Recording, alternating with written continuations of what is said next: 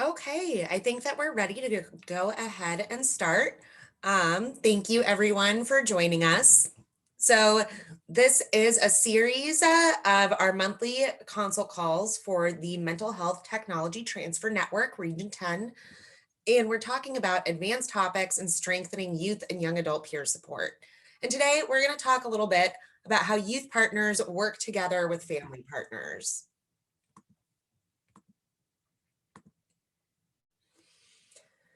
Before we hop in, just a little introduction about the MHTTC. So MHTTC is a national network of just knowledge dissemination about best practices in mental health.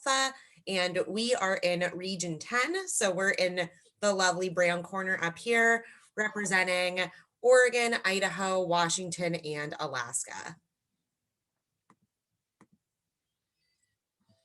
This is just a little introduction to the project directors for Region 10 MHTTC. Our target workforce includes behavioral health and primary care providers, school and social service staff, and others whose work has the potential to improve the behavioral health outcomes for individuals with or at risk of developing serious mental illnesses.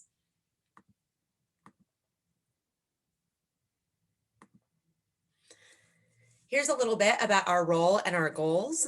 So we really work to disseminate best practice, offer coaching and technical assistance, and really spread just awareness and knowledge of ways to best support youth in community and school-based settings in order to make sure that they sorry, I'm admitting people as I go, that they are able to get the support they need if they are experiencing a serious mental illness. And again, we represent Alaska, Idaho, Oregon, and Washington. So this is a slide that really covers how we want to use respectful and affirming language. And we really want to use person-centered language. So we show this slide just to let folks know that if anything comes up in our discussion, that we might call out language that's oppressive, and we encourage you to do the same for our trainers. So if there's anything that we say that you find might be judgmental or assuming or not person-based language, please do let us know.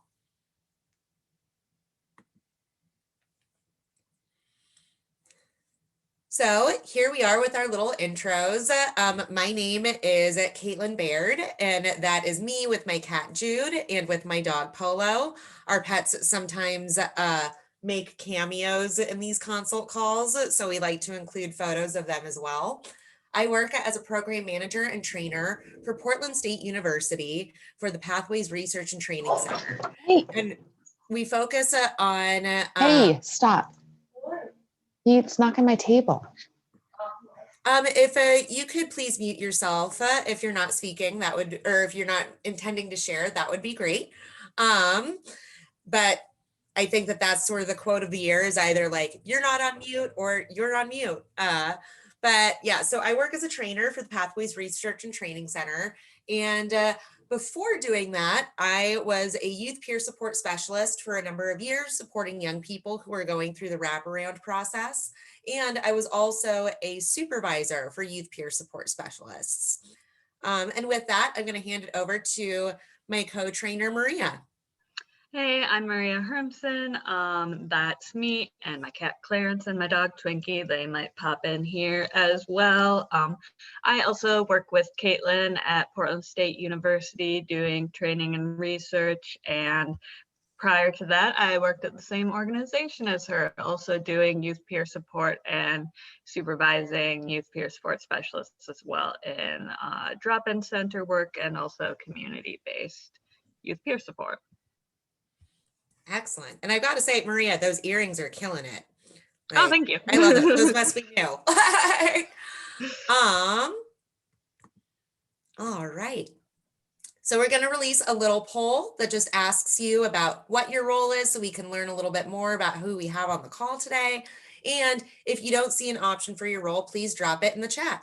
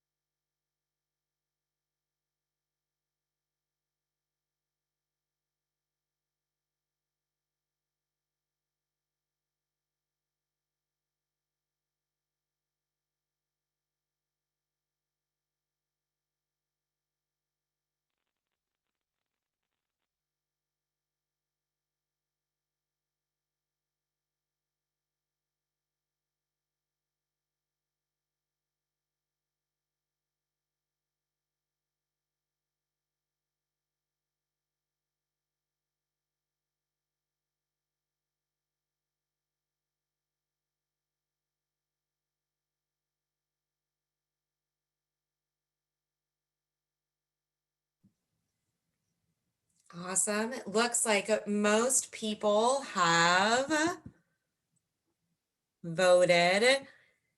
And we have quite the group. So it looks like we have a good mix of youth peer support, supervisors of peer support specialists, agency administrators.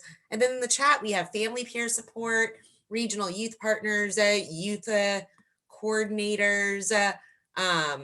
We have some partners from SAMHSA, some chair or some board members and co-chairs. This is awesome.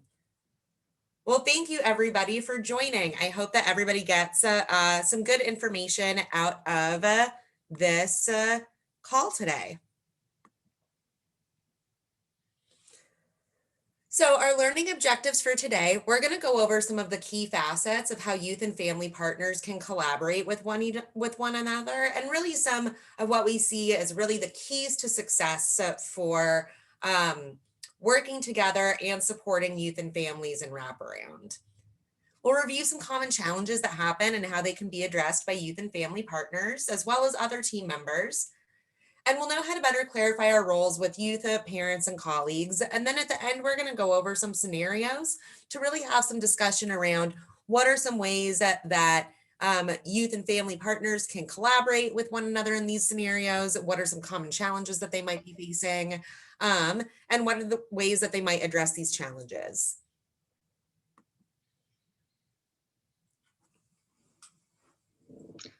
So this is kind of the document we're going to be referencing for most of this chat. And we will also share a link to this so you can download it and reference it yourself. And there's also a handy little study guide that goes with it that you can also reference.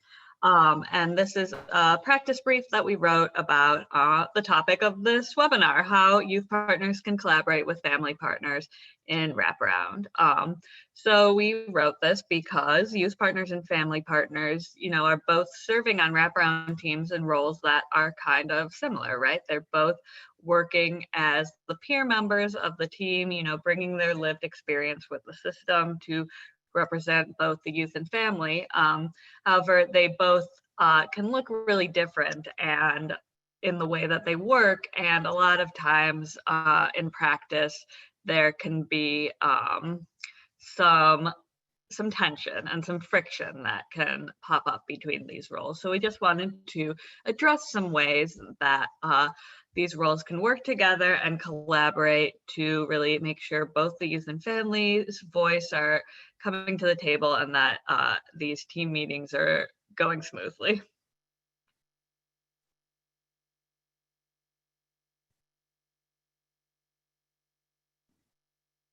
Okay, so I think we are going to put everyone into breakout rooms now and talk about if you've worked with youth partners or family partners in your role, how have you collaborated with them? How have you worked with youth partners or family partners in your role, if you have, or anyone adjacent to that kind of role, family support partners, youth support partners, that kind of thing.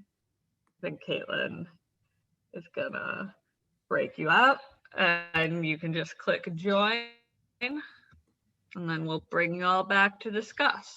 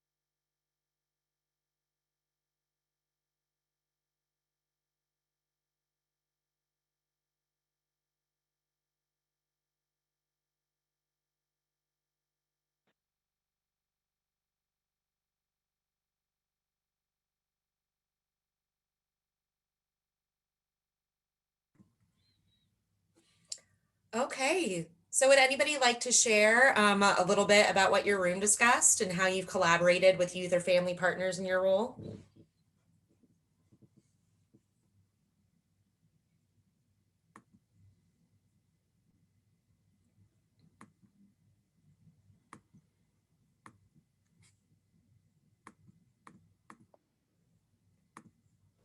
I can speak just a little bit. So in essence, the three of us have very limited interactions with youth partners and family partners. It's a relatively new role that's trying to be implemented within the Wraparound program. I know for Douglas County here in Oregon, we had youth partners, and we had a youth partner and a family partner, but they both have relocated outside of our area, so we don't have one at the moment. But the entire time is really kind of spent figuring out how they're integrated into the wraparound team, how to introduce them to other team members, how to figure out billing, how to make sure that we're adhering to Oregon administrative rules and supporting that role with coaching.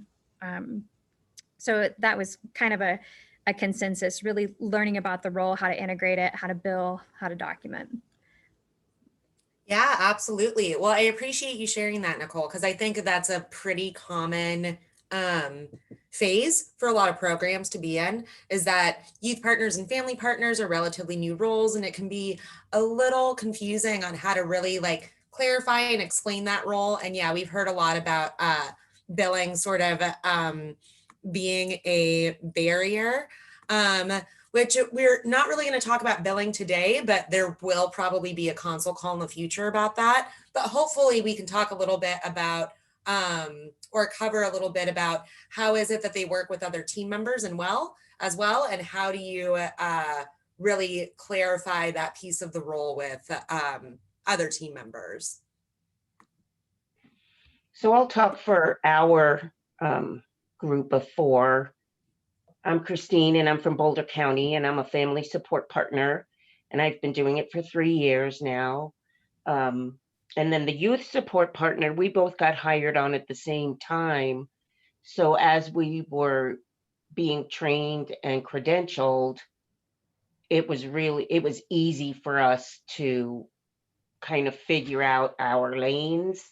And that's how they always put it, you have to stay in your lane. Mm-hmm. And we share an office when we're allowed to be in the office. And that is, Boulder is about having everybody together. So sharing an office with her is really beneficial because we're on a lot of the same cases. Mm-hmm. So if she's struggling with a youth, I can let her know where the parents or the caregivers are at and how they're seeing things, Mm-hmm. vice versa. And then with regard to our facilitators and our coaches, it's all about staying in your lane and very open communication, having very open communication with everybody. We have 1, 2, 6 facilitators, and then a youth support partner and a family support partner. Mm-hmm. And we're all really close. So it's very easy to say, hey, why aren't you including me on these emails? Mm-hmm. And so I would have to say that communication is a really big thing. And at first, we didn't like sharing an office, but it's really beneficial because if one of us is having a bad day, we understand each other. She's got the youth lived experience, and then I have, as a mom, lived experience. So if that's at all possible, that's good. And then we have weekly team meetings, which keeps everybody very close and interacting. Yeah, absolutely. Well, I love that you shared some of that, Christine, because honestly, you really hit on some of our keys to successful collaboration here. So I love how you were talking about if your youth peer support specialist that you work with is working with a young person, you can sort of provide perspective on maybe where the parent is coming from. And that's something that we have up here. And also that promoting proactive and positive communication. So how are you doing that with your team members? And then also, how are you helping to support either your young person or the parent in positively and proactively communicating with either their providers and other team members or with each other, right? Yeah, I think that you actually could probably co-train on this with Maria and I. Does anybody else want to share some of the things that they spoke about in their group?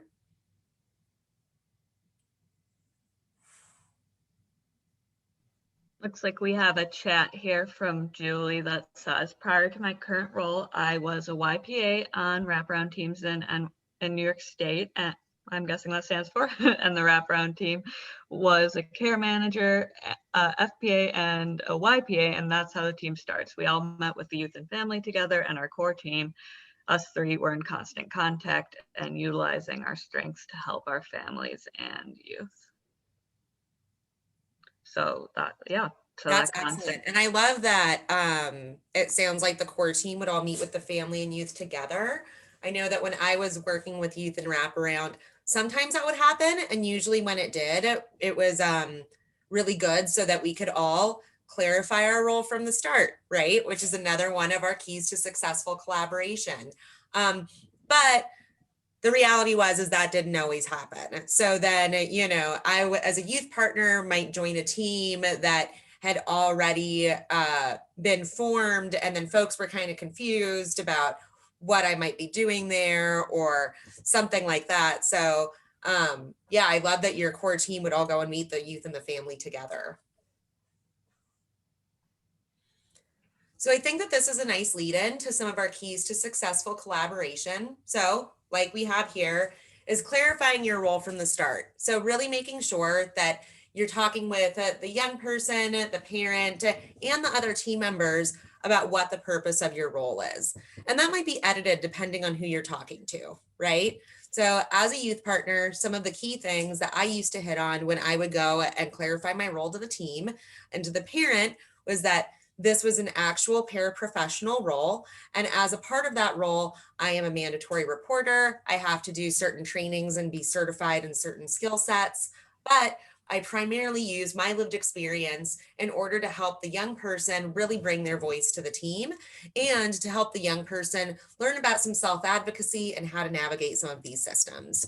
Now, if I'm talking with a youth, of course, I do want to hit on those pieces about mandatory reporting and what are some of the restrictions of my role, but I'm probably not going to go into a bunch of details about like the training that I get because that's kind of a snooze, right? So I might talk to them more about a little bit of my lived experience, why I choose to do this role, maybe do some strategic sharing if that's appropriate for the time, but you do some code switching there, right? Clarifying your role with the team members, the parents, and the young person from the very beginning. Also, a part of clarifying that role, I think, is really hitting with people that you, as you work with the young person, are really going to be highlighting their voice, and that there are going to be some things that maybe you guys talk about that you're going to be keeping confidential, right? It's not your role as the youth partner to be a spy for the team or the youth and family or to police the young person and really change their behavior. It's your role to really make sure that you're promoting their voice on their team. And so, of course, if something is a safety concern, then that's not confidential. That's going to be told to the guardians and team members, and you'll enact a safety plan. But a young person might share something with you that they don't feel like sharing with the rest of the team. And if it's not a safety concern, you're going to go ahead and make sure that that's confidential between you and the young person, unless they offer, unless they give you permission really to share it with team members, which you always want to check in about. Then youth and family partners are really good at promoting that proactive and positive communication. So really encouraging the young person or the parent to go ahead and share things with their team or share things with each other. And how do they want to approach that, especially if the topic might be hard, right? I know that there were plenty of times when I was working with young people where I would like sort of help them explore the consequences if they were planning on keeping something from their parent, right? And really coming up with a plan with them on, okay, how can you share this information in a way that feels positive or in a way that feels like it's not going to boil over or turn into an argument, right? Or how do you want to share some information with your team, even if you're nervous on how to do it? Another key to successful collaboration is providing perspective.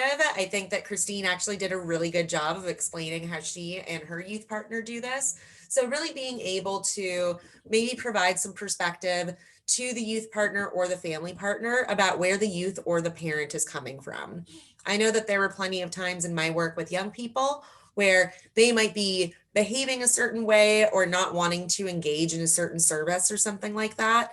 And I was able to provide a little bit of perspective on that using my own lived experience in order to help the parent and other team members really understand where that behavior might be coming from, what that unmet need might be. And then something I think that youth and family partners are really bomb at is sharing resources, especially resources that are community-based and peer-oriented. So resources that aren't necessarily services, but are something that will be sustainable for the youth and the family as they move out of wraparound or out of whatever treatment planning process they might be a part of. And it's something that they will be able to really build some like actual peer-to-peer relationships around.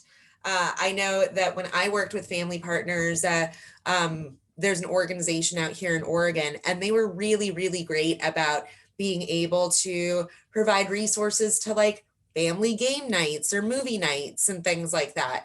Of course, this was pre-COVID, but maybe there's like Zoom groups or something like that that's happening for youth and families. So I think that that's something that youth and family partners are really good at doing and good at doing together. There were frequently times where I would go out with a young person and their parent and their family partner, and we would all go and check something out together, right? So I think that that's a really cool way to sort of create some bonding time for the young person and the family, and for youth and family partners to collaborate with one another.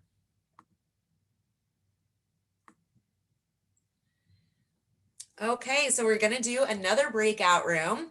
So in your groups, please share about a time when you have had to use one of our keys to successful collaboration and what that looked like. And then pick an example to share and discuss with the group at large. And if you're not a peer support specialist, maybe share about a time when you've worked with peers and seen one of the keys to successful collaboration at play. Or if you haven't worked with peers before, maybe a time when you've used one of these facets in your own work.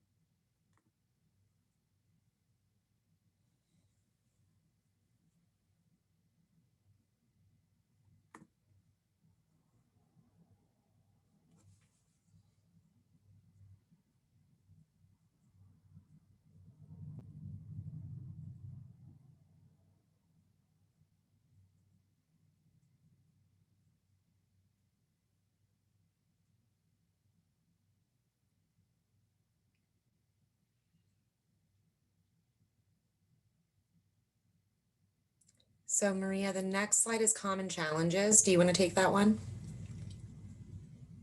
Cool.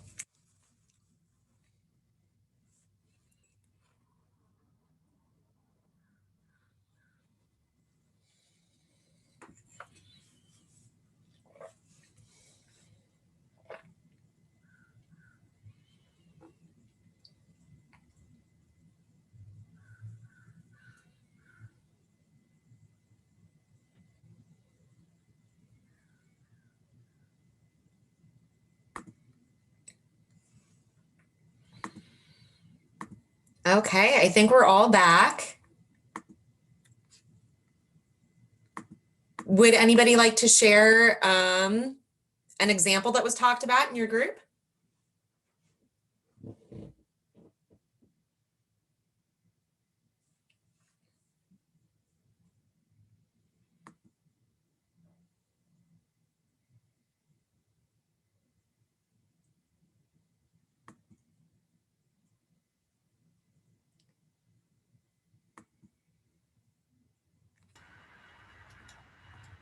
So in our group, we kind of talked about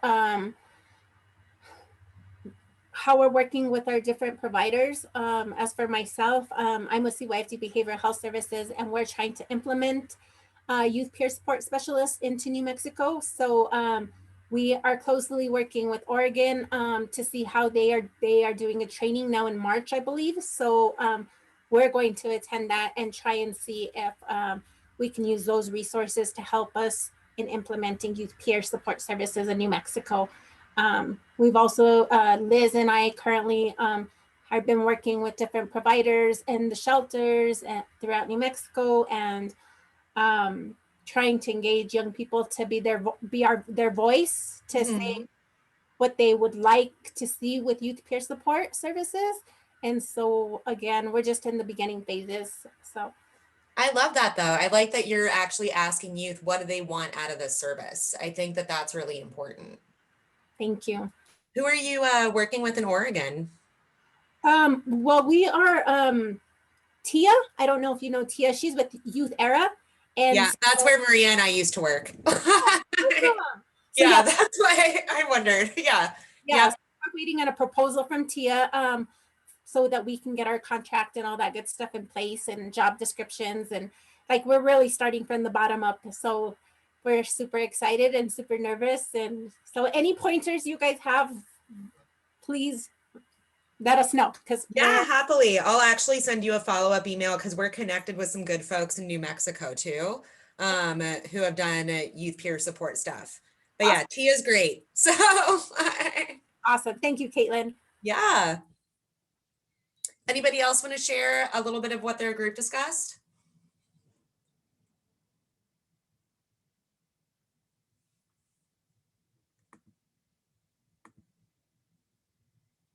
All right, well, we'll go and head on into some of our common challenges. All right, so these are a few of the common challenges we identified out of experience from when youth partners and family partners are working together on the same wraparound team. So the first one is when the young person and their parents are not on the same page, which usually is, you know, the beginning state of when youth and parents are entering the wraparound process, right?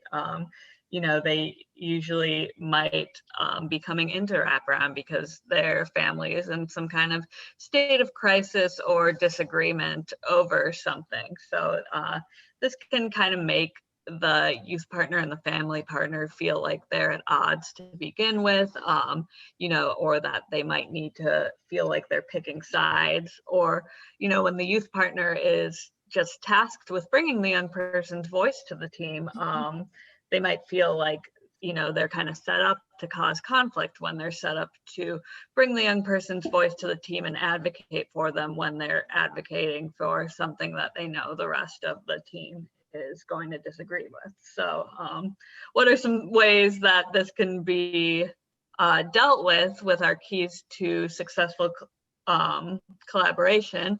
Well, one of the main ones is that positive and proactive communication. Obviously, we don't want to be going behind the young person or the family's back and sharing things that, you know, were shared in confidentiality between, you know, us and the youth or us and the family. We really want to honor that space of sharing that happens when you're working as a peer with your client. But I think one thing to do as a youth partner when we're working with young people is really focus on helping them build those effective communication skills and those self-determination skills, and just thinking about, like, how are we going to have a more successful meeting? You know, would you want to communicate this to your parents ahead of time? You know, how are they going to react if they find this out in the meeting versus, you know, if we, you know, give them the agenda beforehand. You know, I think a lot of times meetings work better if everyone is more prepared ahead of time. So that's something you can really emphasize by working with all the team members ahead of time and helping the young person and the family really take the lead on that communication piece, on communicating out to the facilitator, their parents or their youth, different things that might come out in the meeting. You can also really work with your young person or your family member to really think about how they might want to communicate certain things in the meeting, and just also work through any anxieties they have about things that might come up, you know, just anticipating how they might react to different situations in the meeting, things like that. Another similar one is when the team might side with the youth or the family member, you know, which can really lead to either the young person or the family member shutting down and really feeling like their voice isn't heard, which can definitely put either the youth partner or the family member in a difficult position, right? So I think that is a great point for us to clarify our role, and for the youth partner and the family partner to really have each other's back in the meeting and support each other in clarifying their role, and just really backing up each other and really pointing to the ground rules. A really strong set of ground rules can really help us there, and pointing out that, you know, we don't want anyone to be shamed, all ideas are valid, and also bringing things back to the wraparound principles. And then our third one is when the youth or the family member are in consistent disagreement, which can also lead to our fourth one, which is when the meetings become arguments or therapy sections. So I really think with this, you know, preparation can go a long way with promoting that positive and effective communication, really helping the young person think through, you know, what are those things that I can communicate with my family member or vice versa before the meeting, to really help avoid things kind of coming to a head in the meeting. And similarly with keeping it confidential, I think the youth partner can work with the young person, you know, explaining the benefits of maybe, you know, collaborating with the family partner ahead of time and letting them know these are some things that the young person is thinking of bringing up in the meeting. And I think, you know, when doing that, it's important to get the young person's approval ahead of time and really explain to them the benefits of doing so. You know, this is why I want to, you know, share this with the family partner, and would you be okay with that? And really saying, you know, what are the specific things I will and will not share, really clarifying that ahead of time. Yes, that's a great point, Christine. The facilitators need to be really good at holding a room and bringing it back to the wraparound principles.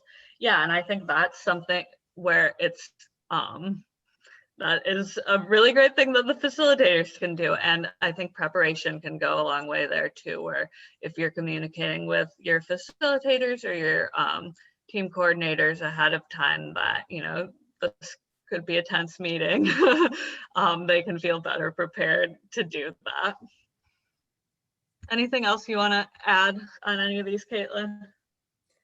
I think that covers it really well. I think that, yeah, as long as we're making sure that youth and family partners are honoring the voice of the youth and the parents, while also collaborating together. I think one thing, well, I was thinking about this as you were going through, but it's not really a common challenge, but it is something that will probably arise in the work. I know that it was always helpful to communicate with family partners and other team members if I had to make a mandatory report. Yeah. And so there was I can think of one time in particular where after making a report, even though it was like later in the evening, I called the family partner to let them know so that they could provide support to that family member if need be. So again, not necessarily a common challenge, but also a time when youth and family partners want to be collaborating with one another. Yeah, that's a great point. Okay, so we're going to do another breakout room. So in your groups, describe a time when one of these common challenges came up and what keys to success were used to address the issue. Or maybe what was something else that was done creative to use to address the issue, and then come back to share with the larger group.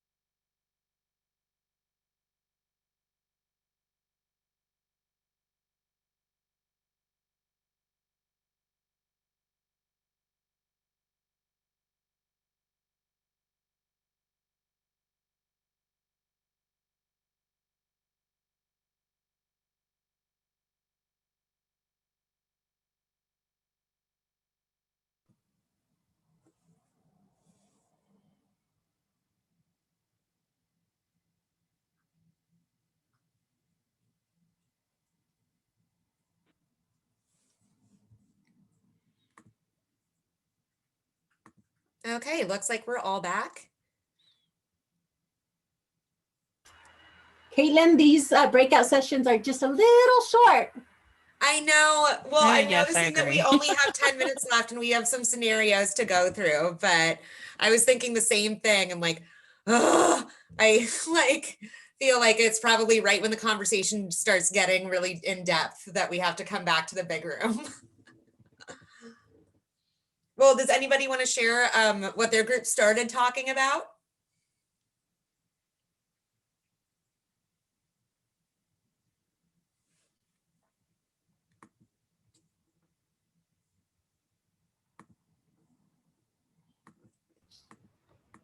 I will say something like that I was talking about is even though I'm not a youth or a family support partner, I'm a parent community lead, and I come in some of the wraparounds to support for the parent. One of the challenges that I was talking about is when the meetings become arguments or therapy sessions.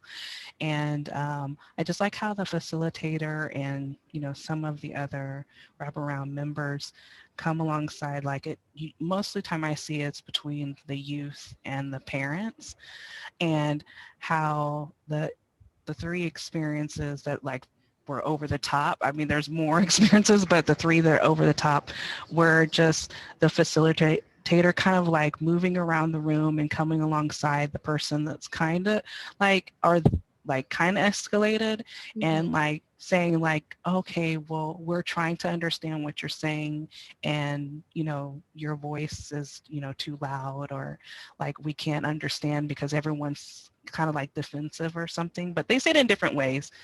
And like just like, could you explain that one more time so that we could truly understand? And then usually the facilitators are like writing down the information on the boards and stuff, and they're like, I would like to put your points on the board so that we can discuss them. And then for like the youth, most of the youth, it's just most like facilitator or someone saying like, oh, I understand what you're saying, and I want to support you and what you're thinking or what you've said. And, I've had, or someone will say, I had this experience as well, and most of the time the youth are just, they're just wanting to be heard, or, like for someone to intervene and support them. That's what I see. So that was just one example that, the common challenges I see. There's more. Yeah, well, and it sounds like that really hits on like the challenge of when the meetings become arguments or therapy sessions. And I really like that you bring up how when somebody like really comes alongside the person who might be feeling sort of escalated, and it tries to remind them like, hey, like we really want to hear your point, or maybe normalizes their feelings around the situation, that can really be helpful, right? And I think that that's obviously a really key part of what youth and family partners do. And how they can really help meetings run a little bit more smoothly, because then it's not on the shoulders of the facilitator to have to facilitate and comfort and advocate, right? Yes. Yeah, so that's a really good point. So I didn't get a chance to talk in our group, but something that we do is if the youth or the parent is escalating, when we're setting up the meetings, one of the first meetings, and you're setting up the rules, I can't remember what we call them. We always say it's okay to take a break. So if the youth were to go out, then the youth support partner would follow the youth out and help them. Yeah. And a lot of times the youth or the family and caregiver, they don't know they need a break. So it takes us saying, do you need a break? To help them go out, and then we can help them process it a little bit and how to say it in a better way. And then a lot of times the facilitators, because we're talking, the youth support partner and myself, we're talking to the families between the meetings. And as the next meeting is getting closer, we're in communication, asking, what do you feel is the most important thing to be planned around this time? You know, and then we go back to the facilitator and let them know, so that if it veers off track, the facilitator, then we call it the parking lot. Mhm. As you know, we are hearing what you're saying, but we don't have time in this meeting for this because this is what we're working on this time. But next meeting, we will discuss this. And then that gives myself and the youth support partner time to work with them on how to say it. Yeah, I love that. I really like using the parking lot. That was a big one that we would use all the time in Wraparound too. And yeah, I think it's important that you have sets of ground rules that really normalize, like, it's okay if we take a break, and to remind people, like, we will touch on these things that are really important, but maybe it's not on our agenda for right now, and then you can prepare for it for next time. All right, well, we only have 2 minutes left. We did have some scenarios that we were going to go through, but I'll make sure that these get emailed to you. They are a part of our document that we went over in the beginning. Just a little reminder, we do have some great resources and newsletters from the MHTTC that I'm happy to link you all to if you are interested. After today's session, you will be sent an evaluation survey in an email. So please go ahead and fill that out. One thing I already know is that maybe giving a little bit more time in breakout rooms would be helpful for folks. Yeah, we really appreciate your feedback and hope to see you next time. Also, if there are any specific topics that folks would like to go over, feel free to shoot me an email about that and we can review that for next time. But I'm already thinking maybe we'll do part 2 for how youth and family partners work together. Thank you everybody so much for attending and for sharing. It was really great to see you all today. When will be Thank our you. next meeting?